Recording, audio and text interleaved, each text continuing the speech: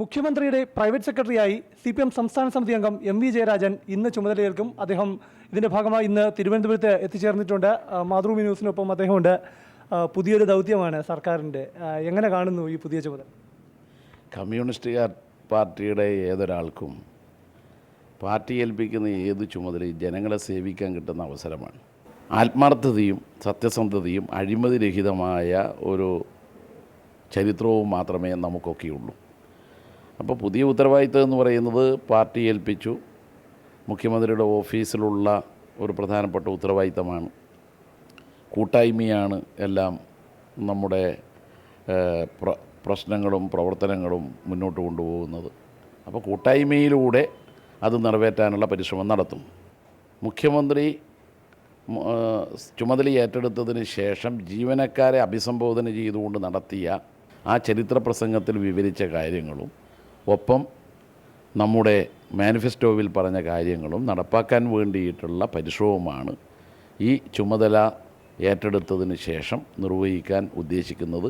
ഒരു പ്രയാസമേ ഉള്ളൂ, ജനങ്ങളോടൊപ്പം എല്ലാ കാലത്തും നിൽക്കുന്ന, എപ്പോഴും ജനങ്ങളെ കാണണമെന്ന് ആഗ്രഹിക്കുന്ന, പോരാട്ട രംഗത്ത് ഉറച്ചു നിന്ന ഒരാളുടെ ഒരു ഓഫീസിൽ കൂടുതൽ സമയം കുത്തിയിരുന്ന് സമയം ചെലവഴിക്കേണ്ടുന്ന ഒരു പ്രയാസം മാത്രമാണ് എന്നെ അലട്ടുന്നത്. അതാണെങ്കിലും ഞാൻ ഓരോ ഫയലും ഓരോ മനുഷ്യൻ്റെ ജീവിതമാണ് എന്ന് കണ്ടുകൊണ്ട് പരിഹരിക്കാനുള്ള പരിശ്രമം നടത്തും. IAS-കാരും IPS-കാരും തമ്മിലുള്ള ഒരു പിടിവലി, വിജിലൻസിൻ്റെ പേരിലുള്ളൊരു ചക്രത്തെപ്പോലെ, ഇത് പരിഹരിക്കാൻ താങ്കളുടെ ഭാഗത്ത് ഏത് തരത്തിലുള്ളൊരു ഇനിഷ്യേറ്റീവായി ഉണ്ടാകും?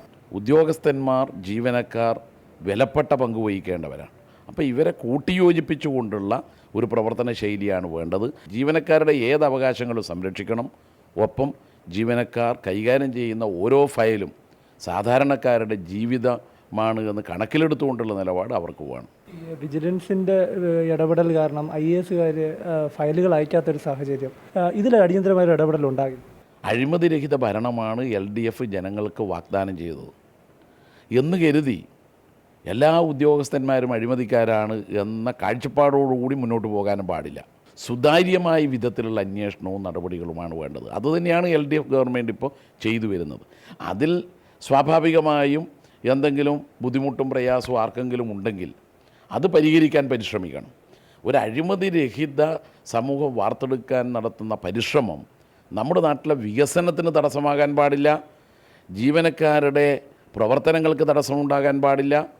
ഉദ്യോഗസ്ഥ വിഭാഗത്തിനിടയിൽ വ്യാപകമായ ചേരിതിരിവ് സൃഷ്ടിക്കാനിടയാക്കരുത്.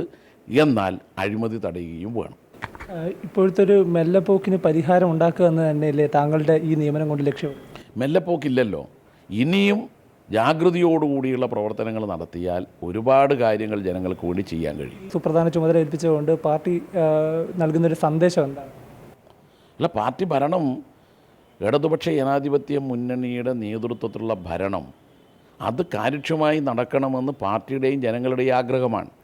അപ്പോൾ ആ ആഗ്രഹം നിറവേറ്റാൻ കഴിയും വിധത്തിൽ എന്നാലാവുന്നത് ചെയ്യും. ഏതായാലും ഇന്ന് തന്നെ അദ്ദേഹം ചുമതലയേൽക്കും. ഭരണം കാര്യക്ഷമമാക്കുക എന്ന ദൗത്യം അത് വളരെ കൃത്യമായി തന്നെ നിറവേറ്റുമെന്ന് MV ജയരാജൻ വ്യക്തമാക്കുന്നു.